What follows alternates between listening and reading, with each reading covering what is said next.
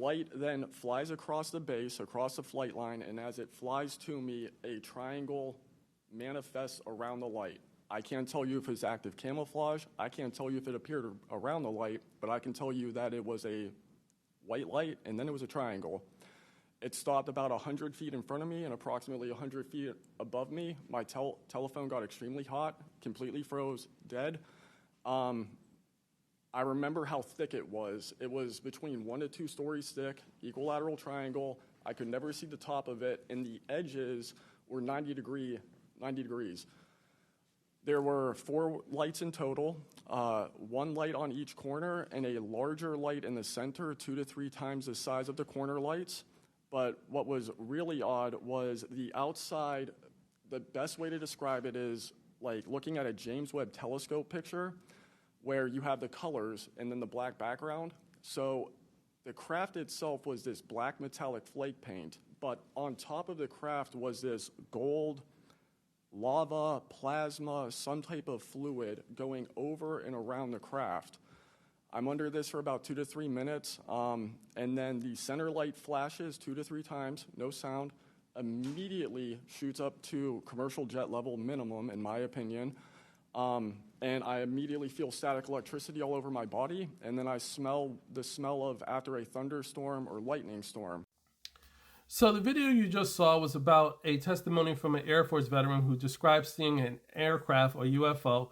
And what I did was I posted on top of his testimony a similar aircraft that he pretty much describes seeing in 1990. So what was seen in 1990 in Belgium, he's described seeing recently, where the sides are 90 degrees and it's a triangle with 4 lights, with these lights in the center of it that has a illuminating field around it or sphere around it.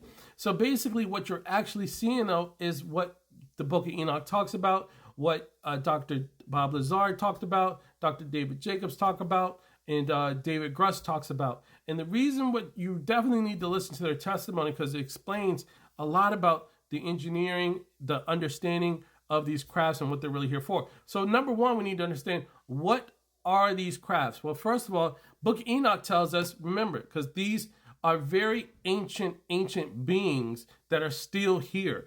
Book of Enoch tells us how the fallen angels, not only did they get women, abduct women and get them pregnant and produce a race of hybrid giants, but Azazel taught, this is in chapter 8 of Book of Enoch, Azazel taught men to make swords and knives and shields and breastplates, metals and the working of metals, and bracelets and ornaments and antimony, beautifying of the eyes, which is eyeshadow for women, coloring tinctures. Simjaza taught enchantment, root cutting, resolving of enchantments, astrology, constellations, knowledge of the clouds, signs of the earth, signs of the sun, course of the moon, even some how to teach mankind how to make mirrors. So in other words, what the fallen angels were able to do was be able to teach mankind what rocks, what metals, which you mix together to make swords, breastplates, knives, shields, metals of the earth, and the art of working them. And that's what these aircrafts are made of. They're made of metals that we're not familiar with, that the fallen angels taught.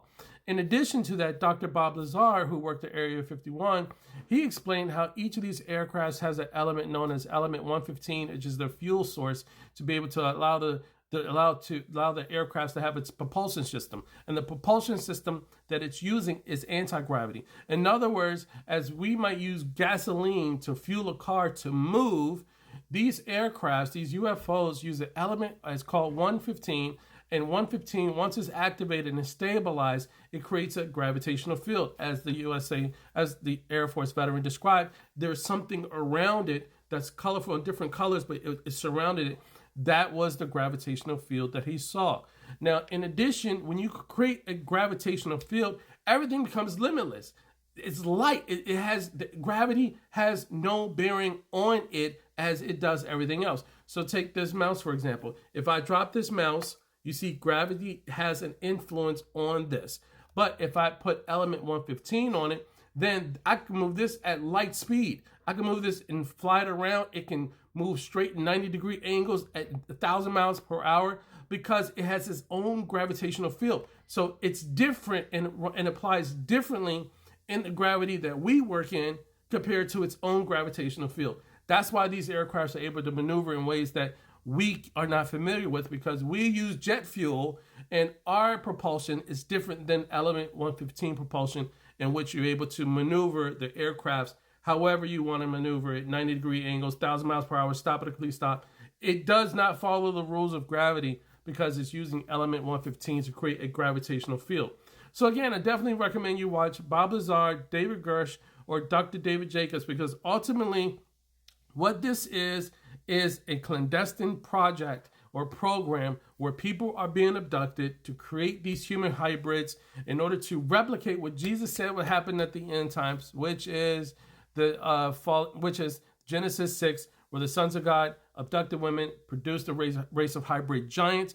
God responded by sending a flood. Likewise, what we're going to see happen again. This is ultimately what I think is the precursors and to get people ready and conditioned for Pope Francis to return, maybe through these UFOs, so that he himself will be able to convert this conversation from a scientific conversation about aliens from outer space to a religious one where there are spiritual brothers. And remember, Jesus said that end times would begin with deception. So as it relates to Pope Francis' resurrection, that would be the don't be deceived verse that Jesus mentioned. And then his followers of these hybrids, that these crafts were where these crabs were abducting people for decades and creating these hybrid humans, that would be the part where Jesus says many false Christs will come. So I hope you're starting to see that now, and don't be surprised to see an increase of more UFO activity, congressional hearings on UFOs, because I think the major reason why everything hasn't been disclosed for so long and been held back is only for Pope Francis to play the role in disclosing it and in converting it from a scientific topic to a religious topic overnight. So I hope you guys are paying attention, and I'll keep you informed.